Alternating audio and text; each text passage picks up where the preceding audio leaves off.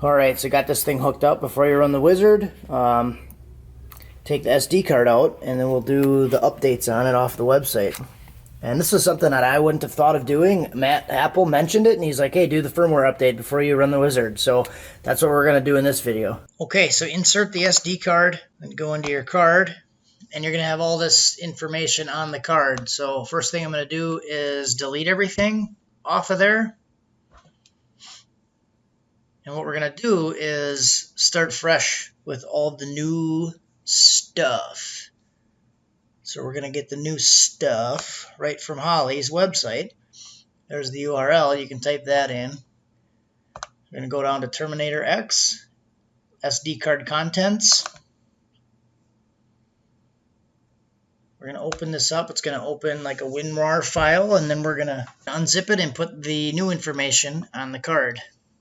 So close that thing, open it up. I'm going to take the 3 files, extract to the card, and we'll just wait for this thing to be done. And what this will do is give you all of the most recent firmware updates. So if there's any updates that happened since they boxed this thing up, if it was sitting on a shelf at a dealer for a long time, you might not have the most recent updates.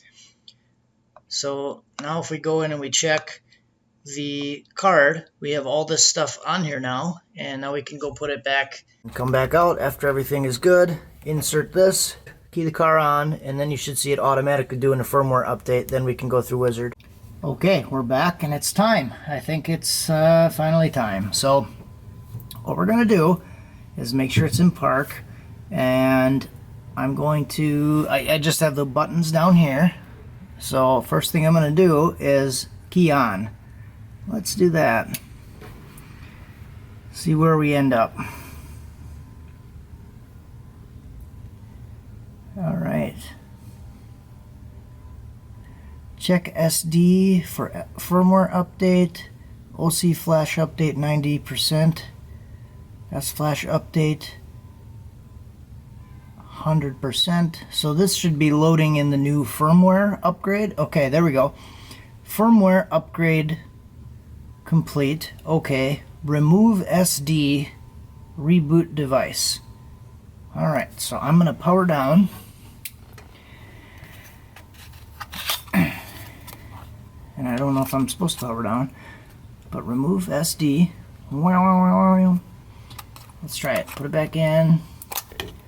Reboot device. Alright, so let's flip it back on.